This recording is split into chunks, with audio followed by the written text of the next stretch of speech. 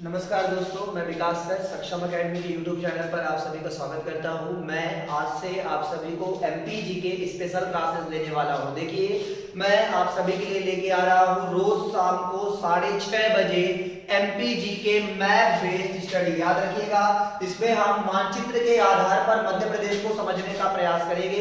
देखिए, आगामी जो प्रतियोगी परीक्षाएं हैं, निश्चित रूप से 24 अप्रैल को एमपीपीएससी का पेपर है, जो कल से 8 तारीख है, और आप जान रहे हैं कि 8 जनवरी से कांस्टेबल की परीक्षाएं भी मध्य प्रदेश में कराई जा रही हैं। और आप जानते हैं कि जैसे ही 2023 में मध्य प्रदेश में शिवराज सिंह चौहान के 5 वर्ष कंप्लीट होने वाले हैं, और अब आप जानते हैं कि लगातार एक के बाद एक मध्य प्रदेश में वैकेंसीज आने वाली है। तो ऐसे में आप जानते हैं कि अगर मध्य प्रदेश में आपको नौकरी लेना है तो बिना एमपीजीके के आप मध्य प्रदेश में नौकरी नहीं ले सकते हैं। ये बात आपको अच्छे तरीके से पता है।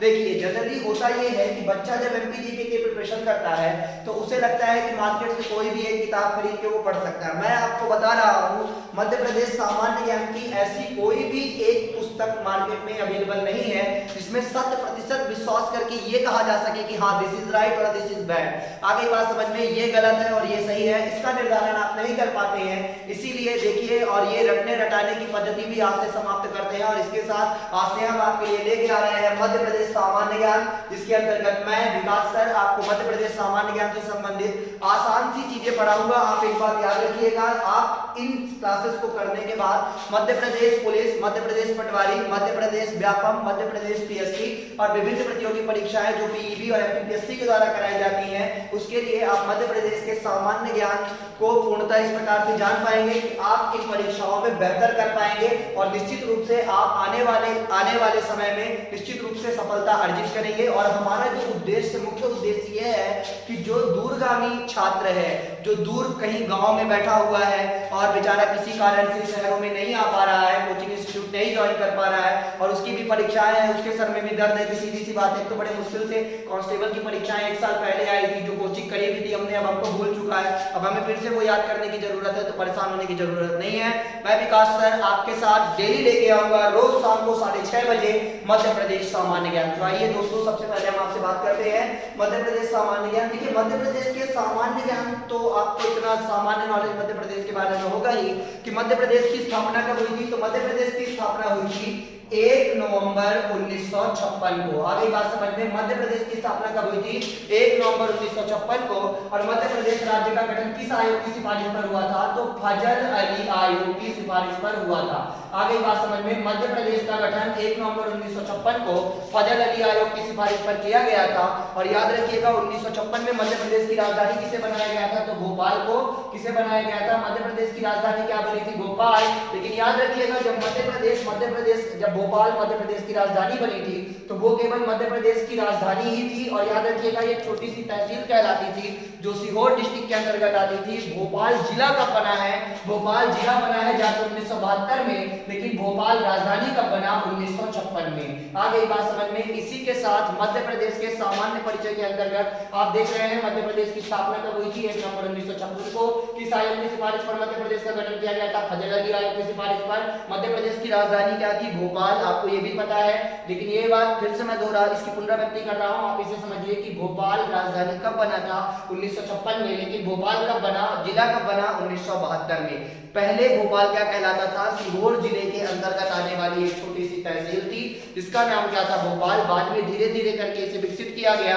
और जैसा कि आज आप जान रहे हैं कि आज 1956 को गुजरे एक लंबा दौर हो गया है, कई दशक बीत गए हैं, और आज 2021 में अगर आप भोपाल की कल्पना करें तो सीहोर बल्कि छोटा हो गया है, लेकिन भोपाल एक बहुत बड़े शहर के रूप में, विकसित शहर के रूप में आप उसे देख रहे हैं, आप उसे देख पा रहे हैं। ठीक है, इसके बाद अगर हम बात करें तो मध्य प्रदेश का सामान्य परिचय के अंतर्गत मध्य प्रदेश के जो पहले राज्यपाल बने थे वो कौन बने थे? आपको याद होना चाहिए। मध्य प्रदेश के पहले राज्यपाल पट्टाभी सीतारामैया को बनाया गया था। किसे बनाया गया था? पट्टाभी सीतारामैया को मध्य प्रदेश का पहला राज्यपाल बनाया गया था। और मध्य प्रदेश का जो पहला मुख्यमंत्री बना था वो कौन बना था? पंडित रविशंकर शुक्ल। आगे बात समझ में, तो मध्य प्रदेश का पहला राज्यपाल कौन बना था? पट्टाभी सीतारामैया। और मध्य प्रदेश के जो पहले मुख्यमंत्री बने थे वो कौन बने थे? पंडित रविशंकर शुक्ल। देखिए, मेरा उद्देश्य आज आपको फैक्ट पढ़ाने का नहीं था। मैं तो आज ये सोच करके बैठा था कि मैं आज आपको सामान्य जानकारी के अंतर्गत मध्य प्रदेश की भौगोलिक स्थिति के बारे में बात करने वाला था, और मैं उसी की बात करता हूँ। देखिए, भौगोलिक स्थिति के अंतर्गत याद रखिएगा, जब भी हम किसी किसी चीज को भौगोलिक स्थिति के अंतर्गत पढ़ते हैं तो भौगोलिक स्थिति के अंतर्गत हम 3 चीजों का अध्ययन करते हैं। पहली चीज उसका अक्षांशीय विस्तार, हम क्या पढ़ते हैं बच्चों, सबसे पहले पढ़ते हैं उसका अक्षांशीय विस्तार यानी latitudinal study of Madhya Pradesh. फिर हम उसके बाद क्या बात करते हैं, देशांतरी विस्तार, यानी पहली चीज हम किसकी बात करेंगे, अक्षांशीय विस्तार की, दूसरी चीज हम किसकी बात करेंगे, देशांतरी विस्तार की, और तीसरी चीज हम किसकी बात करेंगे, मध्य प्रदेश के क्षेत्रफल की। आगे बात समझ में, तो वर्तमान स्वरूप की हम बात करेंगे कि मध्य प्रदेश का अक्षांशीय विस्तार कितना है, मध्य प्रदेश का देशांतरी विस्तार कितना है और मध्य प्रदेश का क्षेत्रफल कितना है। तो देखिए अगर हम बात करें तो मध्य प्रदेश का जो अक्षांशीय विस्तार है वो कितना है, 21 डिग्री 6 उत्तरी अक्षांश रेखा से 26 डिग्री 30 उत्तरी अक्षांश रेखा तक। याद रखिए, यानी मध्य प्रदेश का कुल अक्षांशीय विस्तार कितना है दोस्तों, 21 डिग्री 6 उत्तरी अक्षांश से 26 डिग्री 30 उत्तरी अक्षांश तक। और मध्य प्रदेश का देशांतरी विस्तार कितना है, तो देखिए मध्य प्रदेश का देशांतरी विस्तार है 74 डिग्री 9 पूर्वी देशांतर यानी ईस्ट लॉन्गिट्यूड से कितना है, 82 डिग्री 48 पूर्वी देशांतर रेखा तक। आगे बात समझ में, तो मध्य प्रदेश का जो आपको देखने में समझ में आ रहा है कि मध्य प्रदेश का अक्षांशीय विस्तार कितना है, 21 डिग्री 6 उत्तरी अक्षांश से 26 डिग्री 30 उत्तरी अक्षांश। और मध्य प्रदेश का देशांतरी विस्तार कितना है, 74 डिग्री 9 पूर्वी देशांतर से 82 डिग्री 48 पूर्वी देशांतर तक। आगे बात समझ में, देखिए सबसे बड़ी समस्या ये होती है कि हम इसे रटने का प्रयास करते हैं, 21 डिग्री 6 को भी हम रटते हैं, 26 डिग्री 30 को भी रटते हैं, 74 डिग्री 9 को भी रटते हैं, 82 डिग्री 48 को भी रटते हैं। तो सीधी सी बात है, हम रटे क्यों? अगर हम इसी में थोड़ा सा ये समझने का प्रयास करें कि अक्षांश और देशांतर रेखाओं को समझने का प्रयास करें तो हम इन सारे सवालों का उत्तर बड़े ही आसान तरीके से दे सकते हैं। तो देखिए मान लीजिए अगर आप इसे समझने का प्रयास करें तो ये पृथ्वी है, ठीक है।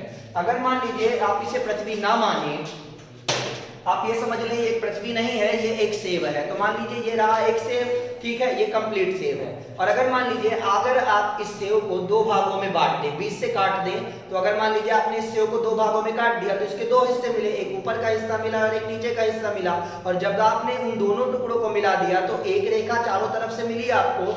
ये जो रेखा चारों तरफ से आपको मिली, याद रखिएगा एक ऐसी ही रेखा आपको चारों तरफ से मिल जाएगी जो पृथ्वी को दो बराबर भागों में बांटेगी। इस रेखा को हम क्या कहते हैं, 0 डिग्री भूमध्य रेखा, इक्वेटर या विषुवत रेखा। आगे बात समझ में, यह वह रेखा होती है, देखिए भूमध्य रेखा वह काल्पनिक रेखा है जो पृथ्वी को दो बराबर भागों में बांटती है। इसे 0 डिग्री भूमध्य रेखा या विषुवत रेखा या इंग्लिश में इक्वेटर कहते हैं। क्या कहते हैं बच्चों, इक्वेटर कहते हैं, ठीक है। अब इसे 0 डिग्री भूमध्य रेखा कहते हैं। देखिए अब प्रश्न ये है कि ये 0 डिग्री ही क्यों होती है, सीधी सी बात है, इसे 0 डिग्री क्यों कहा जाता है। तो बड़े आसानी से आपने समझिए, आपने जीवन भर कोण बनाए होंगे, 90 डिग्री, 42 डिग्री, 45 डिग्री कोण। बचपन में इंसान कोई कोण बनाता है, और मुझे तो गणित में सबसे अच्छा अगर कोई टॉपिक लगता था तो वो तो कोण बनाना। क्यों? क्योंकि सवालों के मामले में तो मैं उतना पारंगत नहीं था जितना मैं कोण बनाने में, तो मुझे सबसे ज्यादा मजा इसी में आता था। तो आपने चांदे में देखा होगा, चांदा जो होता है उसमें एक तरफ 0 लिखा होता है, एक तरफ 180 लिखा होता है, फिर एक तरफ 180 लिखा होता है, फिर एक तरफ 0 लिखा होता है, और इसके टॉप पे कितना लिखा होता है बच्चों, ठीक 90। बात समझ में आ रही है। तो जब कोण बनने शुरू होते हैं तो कैसे बनने शुरू होते हैं, 0 डिग्री का कोण, फिर 10 डिग्री का कोण, 20 degree, 30 degree, 40 degree, 50 degree, 60 degree, ऐसे करके 90, फिर शुरू होता है 110, 120, 130, 140, फिर इधर फिर 0 से फिर 10, 20 करके। ऐसे समझ में आ रहा है ना। तो देखिए आपने गणित में पढ़ा होगा कि जो सरल रेखा का कोण होता है, जो लीनियर पोजीशन का कोण होता है, जो सीधी रेखा के रूप में होता है, वो कितने डिग्री का होता है, 0 या 180 डिग्री का। और अगर आप देखें कि ये जो भूमध्य रेखा है ये कितने डिग्री की है, एक सीधी रेखा के रूप में। भूमध्य रेखा का कोण कैसा है, सीधी रेखा के रूप में है, इसलिए कितने डिग्री का होता है, 0 डिग्री का। आ गई बात समझ में। तो 0 डिग्री की भूमध्य रेखा कितने डिग्री की होती है, 0 डिग्री आपको याद रखना पड़ेगा। क्यों? क्योंकि भूमध्य रेखा एक लीनियर पोजीशन है, एक सीधी एक सरल रेखा के रूप में होती है, और पृथ्वी को दो बराबर भागों में बांटती है और एकदम बीच में होती है, इसलिए इसे हम क्या मानते हैं, 0 डिग्री। अब देखिए जितने डिग्री का, अब देखिए भूमध्य रेखा, भूमध्य रेखा के ऊपर वाले हिस्से को हम क्या कहते हैं, उत्तरी गोलार्ध। क्या कहते हैं, उत्तरी गोलार्ध, यानी कि नॉर्दर्न हेमिस्फीयर। और भूमध्य रेखा के नीचे के हिस्से को हम क्या कहते हैं, साउदर्न हेमिस्फीयर या दक्षिणी गोलार्ध। आगे बात समझ में, मतलब भूमध्य रेखा के ऊपर के हिस्से को हम क्या कहते हैं, उत्तरी गोलार्ध, और नीचे के हिस्से को क्या कहते हैं बच्चों, हम दक्षिणी गोलार्ध यानी कि साउदर्न हेमिस्फीयर कहते हैं। अब इधर देखिए, अगर मान लीजिए ये पृथ्वी का मध्य बिंदु है, ठीक है, और अगर इस मध्य बिंदु से आप दोनों तरफ कोण बनाने का प्रयास करें तो आप तो जानते हैं ना, आपने चांदे में देखा है कि एक तरफ 0 फिर एक तरफ 180, तो अगर इस तरफ 10 तो फिर इधर सीधे सी बात 170, ऐसे करके बढ़ते चले जाएंगे ना। जैसे जैसे हम ऊपर जाएंगे तो इधर 180, फिर इधर से जाएंगे तो फिर 180। तो अगर आप देखें तो पृथ्वी के अगर मध्य बिंदु में एक बिंदु खींच दिया जाए और अगर कोण बनाने शुरू किया जाए तो यहाँ से भी एक कोण बनेगा, 1 डिग्री का कोण ये बनेगा और 1 डिग्री का कोण ये बनेगा। तो हम कोणीय दूरी के आधार पर एक रेखा खींचेंगे जिसका नाम क्या कहा जाएगा, 1 डिग्री उत्तरी अक्षांश रेखा। आगे बात समझ में, मतलब अगर आपसे कोई पूछे कि ये जो अक्षांश रेखाएं खींची जाती हैं, देशांतर रेखाएं खींची जाती है, तो किस आधार पर खींची जाती है, तो आपको बताना होगा कोणीय दूरी के आधार पर खींचते हैं। आगे बात समझ में, जितने डिग्री का कोण बनता है उतने डिग्री की रेखा खींची जाती है। तो अगर आप देखें पृथ्वी के ठीक ऊपर यानी पृथ्वी के ठीक, ये देखिए इस ग्लोब के ठीक सर पर कितने डिग्री का एंगल बनता है, 90 डिग्री का। कितने डिग्री का एंगल बनता है, 90 डिग्री का एंगल बनता है। यानी आप देखें तो उत्तरी गोलार्ध में कितनी अक्षांश रेखाएं खींची जाएंगी, 90, और दक्षिणी गोलार्ध में कितनी अक्षांश रेखाएं खींची जाएंगी, 90। आगे बात समझ में, यानी पृथ्वी पर 90 और 90 मिलकर कुल कितनी अक्षांश रेखाएं होंगी, 180। कितनी अक्षांश रेखाएं होंगी, 180। और आपको याद रखना होगा कि दो अक्षांश रेखाओं के मध्य की दूरी कितनी होती है, 111.13 किलोमीटर। कितनी होती है बच्चों, 111.13 किलोमीटर। मतलब अगर आपसे कोई पूछे कि मान लीजिए आप 0 डिग्री पे खड़े हुए हैं और कोई व्यक्ति अगर 1 डिग्री पे खड़ा हुआ है, अगर यहाँ पर 0 डिग्री पे ए खड़ा हुआ है और 1 डिग्री पे बी खड़ा हुआ है, तो अगर आपसे पूछे कि ए से बी की दूरी कितनी है, तो आपको पता होना चाहिए कि दो अक्षांश रेखाओं के बीच में कोणीय दूरी होती है, और कोणीय दूरी कितनी होती है, 111.13 किलोमीटर। इसलिए आप स्पष्ट करके बता सकते हैं कि हाँ, ए से बी के बीच की दूरी कितनी है, 111.13 किलोमीटर। आगे बात समझ में, तो अक्षांश रेखाओं का जो मुख्य प्रयोग होता है काहे के लिए किया जाता है, दूरियों को नापने के लिए। आगे बात समझ में, तो अगर अब आप देखें, प्रश्न ये है कि हम पढ़ रहे हैं मध्य प्रदेश का सामान्य ज्ञान, लेकिन उसके अंतर्गत हम धीरे धीरे अक्षांश और देशांतरों को भी समझने का प्रयास करते हैं। देखिए आराम से समझिए, बिना परेशान हुए, बड़े आराम से चीजों को समझने का प्रयास करिए। तो अगर अब आप इसमें देखेंगे तो अगली चीज जो आपको देखनी है वो ये देखिए। आप देखिए, जैसा कि हम देख रहे हैं कि इसके ऊपर के हिस्से को क्या कहते हैं, उत्तरी गोलार्ध, और नीचे के हिस्से को क्या कहते हैं, दक्षिणी गोलार्ध। तो अब आप देखिए मध्य प्रदेश को हृदय प्रदेश कहा था किसने, भारत के पहले प्रधानमंत्री पंडित जवाहरलाल नेहरू ने। हृदय प्रदेश, देखिए हृदय किसे कहते हैं, शरीर के बीच का वह भाग जहां पर हृदय होता है, इसलिए मध्य प्रदेश भी कहा है। मध्य प्रदेश भी चूंकि भारत के एकदम मध्य में स्थित है, इसलिए इसका नाम क्या कहा गया है, मध्य प्रदेश या हृदय प्रदेश। तो अब आप इसमें देखिए, अगर आप देखने का प्रयास करिए तो देखिए ये क्या है, ये आपका भारत है, और भारत के ठीक मध्य में क्या है, ये आपका मध्य प्रदेश है। आप देख रहे हैं, तो देखिए आप इस मैप में देखने की कोशिश करिए, इस मानचित्र में देखिए, क्या मध्य प्रदेश की सीमा, क्या भारत की सीमा भूमध्य रेखा से लगती है, नहीं लगती है। तो मध्य प्रदेश की सीमा भूमध्य रेखा से लगेगी, बिल्कुल नहीं लगेगी। तो देखिए भारत का अक्षांशीय विस्तार 8 डिग्री 4 से शुरू होता है, 37 डिग्री 6 तक जाता है। तो जैसे जैसे हम ऊपर जाएंगे वैसे वैसे अक्षांश रेखाएं आएंगी। इसीलिए जो मध्य प्रदेश का कुल अक्षांशीय विस्तार है वो कितना है, 21 डिग्री 6। क्योंकि भारत के, आप समझ रहे हैं ना, अगर मैं कहूं कि भारत का दक्षिणतम बिंदु 8 डिग्री 4 उत्तरी अक्षांश है, तो मध्य प्रदेश चूंकि उसके ऊपर ना है, तो इसका मतलब यह है कि मध्य प्रदेश का अक्षांशीय विस्तार और थोड़ा ऊंचाई पे होगा। तो कहां से है मध्य प्रदेश का अक्षांशीय विस्तार, तो आप देखिए मध्य प्रदेश का अक्षांशीय विस्तार शुरू होता है 21 डिग्री 6 उत्तरी अक्षांश से, और कहां तक जाता है, 26 डिग्री 30 उत्तरी अक्षांश तक। आगे बात समझ में, अब अगर आप देखें कि 21 डिग्री 6 से मध्य प्रदेश में कौन सा जिला स्थित है, तो मध्य प्रदेश का सबसे दक्षिणतम जिला कौन सा है, बुरहानपुर। कौन सा जिला है, बुरहानपुर। और मध्य प्रदेश का सबसे उत्तरतम जिला कौन सा है, तो मुरैना है। कौन सा है बच्चों, मुरैना। आपसे प्रश्न पूछेगा कि ये बताइए 21 डिग्री 6 उत्तरी अक्षांश रेखा मध्य प्रदेश के किस जिले से जाती है, तो आप क्या बताएंगे, बुरहानपुर। और आपसे पूछेगा कि 26 डिग्री 30 उत्तरी अक्षांश रेखा कहां से जाती है, तो आप क्या बताएंगे कि मुरैना से जाती है। ठीक इसी तरीके से अगर आप देखेंगे तो मध्य प्रदेश का जो देशांतरी विस्तार है वो 74 डिग्री 9 पूर्वी देशांतर से 82 डिग्री 48 पूर्वी देशांतर तक है। अभी आपने क्या देखा था, अभी आपने ये देखा था कि हमने पृथ्वी को कितने भागों में बांटा था, 20 से 2 भागों में काटा था। देखिए अब सबसे बड़ी समस्या यही हो जाती है कि अगर हम माने कि ये पृथ्वी है, मान लीजिए अगर ये पृथ्वी है, तो अब हम इसे कैसे काटें, क्योंकि देखिए अब यहाँ पर पृथ्वी के बीच के भाग को ढूंढना बड़ा मुश्किल होता है। क्योंकि समझिए अगर हमने बीच से काटा तो हमारे लिए बीच का भाग मान लीजिए ये है, तो अगर कोई इधर बैठा हुआ है लेफ्ट साइड में तो उसके लिए ये वाला होगा, अगर कोई राइट साइड में तो उसके लिए ये होगा। तो पृथ्वी के बीच के भाग को तो अब ढूंढा नहीं जा सकता है। तो याद रखिएगा, पहले इतिहास में याद रखिएगा, पहले दुनिया का मानक समय यानी दुनिया के मानक समय का निर्धारण उज्जैन से किया जाता था, लेकिन बाद में अंग्रेजों ने इसे कहां शिफ्ट कर दिया, लंदन में। और आज दुनिया का मानक समय कहां से लिया जाता है, लंदन के ग्रीनविच की रॉयल ऑब्जर्वेटरी से। क्यों? क्योंकि आप एक बात जानते हैं कि पूरी दुनिया को किसने अपना गुलाम बनाया?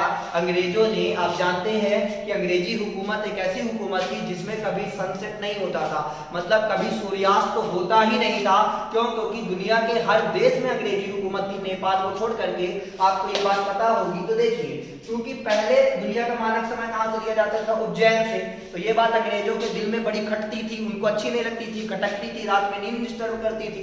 तो उन्होंने क्या किया? उन्होंने मानक समय को ही चेंज कर दिया। और अब भारत का मानक समय कहां से लिया जाता है? लंदन के ग्रीनविच की रॉयल ऑब्जर्वेटरी से। अब आप समझिए ये कंडीशन कैसी है। तो देखिए, अगर हम बात करें कि ये पृथ्वी है, और अगर हम इस पृथ्वी को पृथ्वी ना मान के एक्सियो मान लिए और इसे 20 से काट दें, इसके उत्तरी ध्रुव और दक्षिणी ध्रुव को मिलाते हुए, नॉर्दर्न हेमिस्फीयर और साउदर्न हेमिस्फीयर, नॉर्दर्न पोल यानी उत्तरी ध्रुव और साउदर्न पोल यानी दक्षिणी ध्रुव को मिलाते हुए अगर हम एक सीधी रेखा खींच दें, तो ये जो सीधी रेखा जो पृथ्वी को दो बराबर भागों में बांटती है, इसी को हम क्या कहते हैं? मुख्य देशांतर या मुख्य यामयोत्तर या प्राइम मेरिडियन रेखा, जो कहां से जाती है? याद रखिएगा, लंदन के ग्रीनविच की रॉयल ऑब्जर्वेटरी से।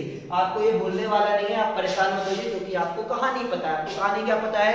कि पहले दुनिया का मानक समय कहां से लिया जाता था? उज्जैन में। आपको पता होगा महाराजा विक्रमादित्य ने उज्जैन में वेधशाला बनवाई थी। लेकिन आप एक बात ये भी जानते हैं कि अंग्रेजों को ये बात बड़ी खटकती थी। आप ये भी तो जानते हैं कि 4 बार महात्मा गांधी को नोबेल पुरस्कार के लिए नॉमिनेट किया गया, लेकिन क्या गांधी को एक भी बार नोबेल पुरस्कार दिया गया? अब एक बात बताइए, दुनिया में शांति के लिए ही गांधी को जाना जाता है ना, सत्य अहिंसा के लिए ही गांधी को जाना जाता है ना। लेकिन आप जानते हैं ना कि अंतरराष्ट्रीय स्तर पर भी भारत के साथ भेदभाव होता है, और ये कहां पर देखने को मिलता है? देखिए, स्पष्ट करंट अफेयर्स आप देखिए, याद रखिए, ब्रिटेन ने क्या किया? ब्रिटेन ने अक्टूबर-नवंबर के महीने में उन लोगों ने, जिन लोगों ने कोविशील्ड की खुराक ले रखी है, उनको ब्रिटेन में एंट्री, भारत के उन लोगों को जो कोविशील्ड की खुराक ले रखी है, उनको उसने क्या किया? उनको उसने भारत में, ब्रिटेन में एंट्री देने से मना कर दिया। तो इसके एवज में ब्रिटेन ने भी क्या किया? भारत ने भी क्या किया? तो देखिए,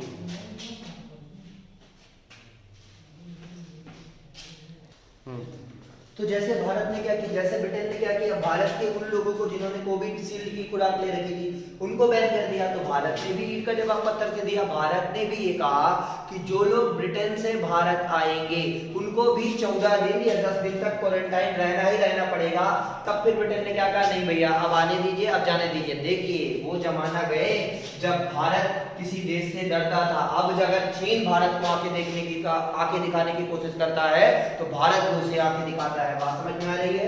तो देखिए, चूंकि हम बात कर रहे थे मुख्य देशांतर रेखा की, तो मुख्य देशांतर रेखा को हम क्या बोलते हैं? 0 डिग्री मुख्य यामयोत्तर रेखा। और ये रेखा कहां से जाती है? लंदन के ग्रीनविच की रॉयल ऑब्जर्वेटरी से जाती है। देखिए, अभी आपने जब पृथ्वी को काटा था, इसके पहले जब अक्षांश रेखा होंगे, तो हमको 2 टुकड़े मिले थे, एक ऊपर का टुकड़ा मिला था और एक नीचे का टुकड़ा मिला था, है ना? तो इसे हमने उत्तरी गोलार्ध कहा था, इसे दक्षिणी गोलार्ध कहा था। लेकिन अब हमें कितने टुकड़े मिले हैं? 2 टुकड़े मिले हैं। देखिए, एक पूरब की तरफ मिला है, पश्चिम की तरफ मिला है। तो जो पूरब की तरफ टुकड़ा मिला है उसे हमने क्या नाम दिया है? पूर्वी गोलार्ध। क्या नाम दिया है? पूर्वी गोलार्ध। और जो पश्चिम की तरफ टुकड़ा मिला है उसे हमने क्या नाम दिया है? पश्चिमी गोलार्ध। आ गई बात समझ में? यानी कि अगर आप देखें, एक मुख्य देशांतर या मुख्य यामयोत्तर रेखा है जो पृथ्वी को 2 बराबर भागों में बांट रही है 20 से। ये मुख्य यामयोत्तर रेखा कहां से जाती है? लंदन के ग्रीनविच की रॉयल ऑब्जर्वेटरी से। अब देखिए, इसमें भी वही कहानी है कि जितने डिग्री का कोण बनेगा उतने डिग्री की देशांतर रेखा खींची जाएगी। तो अब इधर अगर आप देखने की कोशिश करें, जैसे जैसे हम आगे बढ़ेंगे वैसे वैसे देशांतर रेखाएं खींचते चलेंगे। जैसे अगर आप यहाँ पे समझने का प्रयास करें, देखिए, अगर 20 से इसकी रेखा खींच दी जाए, एकदम मध्य से अगर पृथ्वी की एक रेखा खींच दी जाए, तो एक कोण ये 90 डिग्री का बन रहा है, अगला कोण ये 90 डिग्री का बन रहा है, तीसरा कोण कितना बन रहा है? ये 90 डिग्री का बन रहा है, और चौथा कोण कौन सा बन रहा है? ये 90 डिग्री का। तो कुल कितने कोण बन गए? 90 90 90 90 मिलाकर 360। तो इस प्रकार से पृथ्वी पर कितनी देशांतर रेखाएं हैं? टोटल 360। कितनी देशांतर रेखाएं होती हैं? 360। और मुख्य यामयोत्तर रेखा को मिलाकर इनकी संख्या कितनी हो जाती है? 361। अब देखिए, अगर हम इसे समझने का प्रयास करें तो इसे कुछ इस प्रकार से समझा जा सकता है। जैसे देखिए, अगर मान लीजिए ये आपकी पृथ्वी है और इसके मध्य से मुख्य यामयोत्तर रेखा जाती है, तो भारत किस गोलार्ध में है? तो आप देखिए, भारत किस गोलार्ध में, हमने आपको बताया ना कि भारत किस गोलार्ध में है, तो भारत पूर्वी गोलार्ध में स्थित है। बात समझ में आ रही है ना, मतलब भारत मुख्य देशांतर या मुख्य यहाँ में उत्तर रेखा के पूरब में स्थित है, भारत पूर्वी गोलार्ध में स्थित है। तो जब भारत पूर्वी गोलार्ध में स्थित है तो मध्य प्रदेश भी तो पूर्वी गोलार्ध में ही स्थित होगा ना बच्चों। तो आप देखिए मध्य प्रदेश का विस्तार कहाँ से शुरू होता है, 74 डिग्री 9 पूर्वी देशांतर से, और कहाँ तक जाता है, 82 डिग्री 48 पूर्वी देशांतर तक मध्य प्रदेश का विस्तार जाता है। और अगर हम इसे समझने का प्रयास करें तो इधर देखिए 74 डिग्री 9 पूर्वी देशांतर रेखा कहां से जाती है, अलीराजपुर से जाती है। कहां से जाती है, अलीराजपुर से जाती है। और 82 डिग्री 48 पूर्वी देशांतर रेखा कहां से जाती है बच्चों, तो सिंगरौली से जाती है। कहां से जाती है, सिंगरौली से। तो देखिए इसमें हमने क्या देखा, हमने देखा कि मध्य प्रदेश का अक्षांशीय विस्तार कितना है, 21 डिग्री 6 उत्तरी अक्षांश से 26 डिग्री 30, और देशांतरी विस्तार कितना है, 74 डिग्री 9 पूर्वी देशांतर से 82 डिग्री 48 पूर्वी देशांतर। तो देखिए अब हम थोड़ा सा देख लेते हैं, मध्य प्रदेश का उत्तरतम जिला कौन सा है, मुरैना। कौन सा जिला है, मुरैना। मध्य प्रदेश का दक्षिणतम जिला कौन सा है, बुरहानपुर। कौन सा जिला है, बुरहानपुर। मध्य प्रदेश का पूर्वी जिला कौन सा है, सिंगरौली। कौन सा है, सिंगरौली। और मध्य प्रदेश का पश्चिमी जिला कौन सा है, तो मध्य प्रदेश का पश्चिमी जिला है अलीराजपुर, है ना। और अगर अब हम देखें तो देखिए दो अक्षांश रेखाओं के बीच की और दो देशांतर रेखाओं के बीच की दूरी हमने बताई 111.13 किलोमीटर होती है। हमने आपको बताया है कि दो अक्षांश और दो देशांतर रेखाओं के बीच की दूरी कितनी होती है, 111.13 किलोमीटर। तो देखिए इस तरीके से मध्य प्रदेश के उत्तरतम और मध्य प्रदेश के दक्षिणतम बिंदु के बीच की जो कुल दूरी है वो कितनी दूरी है बच्चों, 605 किलोमीटर। और जो पूरब और पश्चिम यानी अलीराजपुर और सिंगरौली के बीच की दूरी कितनी है, तो ये दूरी है 870 किलोमीटर। आ गई बात समझ में, मतलब मध्य प्रदेश से उत्तरी बिंदु और दक्षिणी बिंदु के मध्य की दूरी कितनी है, 605 किलोमीटर। और पूरब से पश्चिम का विस्तार कितना है मध्य प्रदेश का, 870 किलोमीटर। और याद रखिएगा मध्य प्रदेश का जो ढाल है, मध्य प्रदेश का जो स्लोप है वो किधर है, उत्तर पूरब की तरफ। मतलब मध्य प्रदेश इस तरफ से झुका हुआ है। क्यों, क्योंकि अगर आप देखें तो यहीं से एक नदी निकल के आप इधर जाती है चंबल, फिर इधर से बेतवा जाती है, फिर इधर से केन जाती है, फिर इधर से तमस, फिर सोन, मतलब सारी नदियां उत्तर पूरब की तरफ ही जाती है। क्यों, क्योंकि मध्य प्रदेश का ढाल ही उत्तर पूरब की तरफ है। आ गई बात समझ में। तो याद रखिएगा मध्य प्रदेश का ढाल कहाँ है, उत्तर पूरब की तरफ। मध्य प्रदेश को उत्तरी बिंदु, दक्षिणी बिंदु, पूर्वी बिंदु, पश्चिमी बिंदु क्लियर कर लिया। अब क्या बचा है, मध्य प्रदेश का क्षेत्रफल। तो देखिए बच्चों मध्य प्रदेश का जो रिसेंट क्षेत्रफल है वो कितना है, 3,08,252 वर्ग किलोमीटर।